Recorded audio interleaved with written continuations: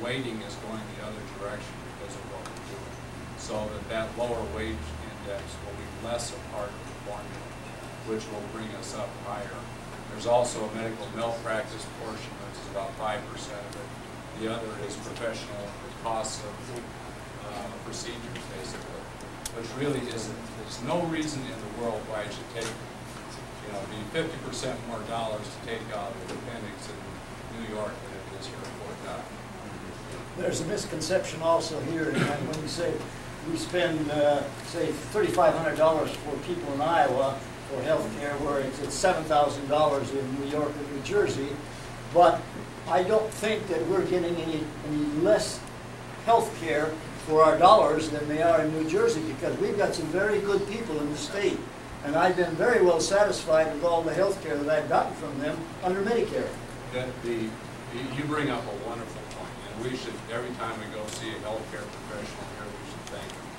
Because the lowest reimbursement, and we're 8th highest in the nation as far as outcomes, the positive outcomes from healthcare.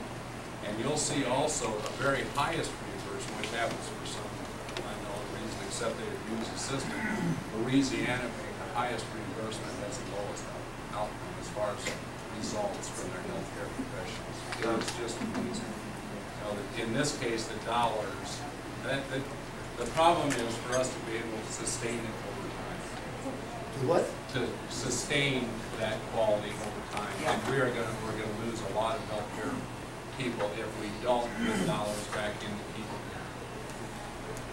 Yes, I think we have some of the best aides and nurses in the whole country, and I would stack them up against anybody, but it's really awful to not be able to pay them a good wage. They're underpaid, and I think a lot of them work there in spite of the pay.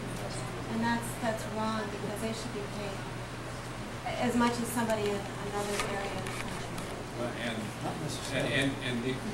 Well, there's got to be at least some closer equity here or something. But the nursing homes are all with us, the hospital folks, they understand exactly what you're saying.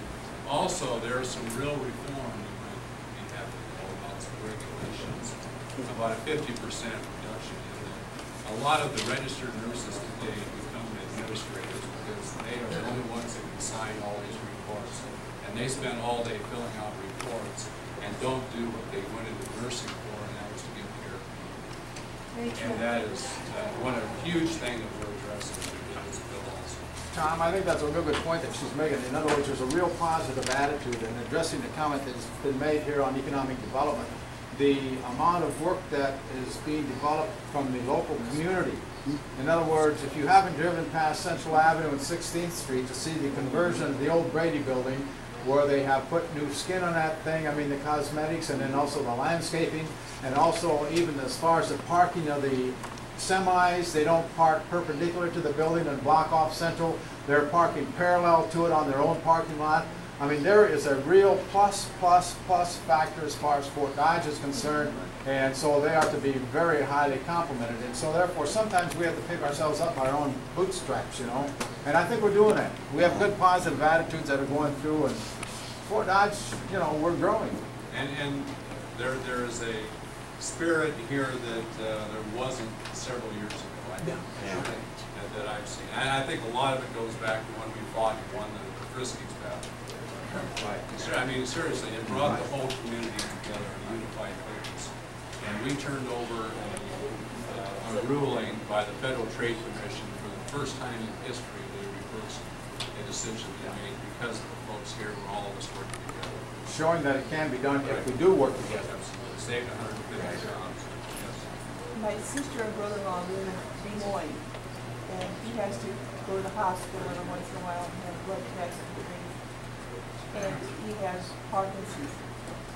The nurse that he had, they started talking, and my sister asked her where she lived. She drives in from Webster City. She drives in from Webster City to Des Moines. No, we got nurses who go to Minneapolis for a weekend and make as much as they do working the whole week here. Yeah.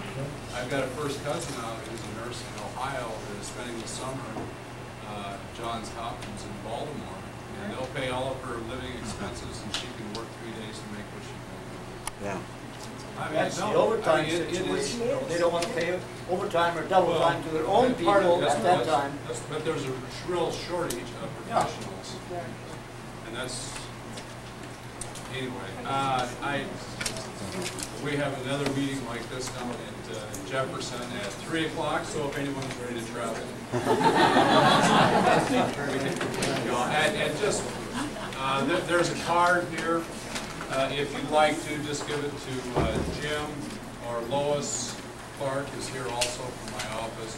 But so we can keep you updated as to what's going on, and you'll know where to get a hold of us. So, thank you all very much.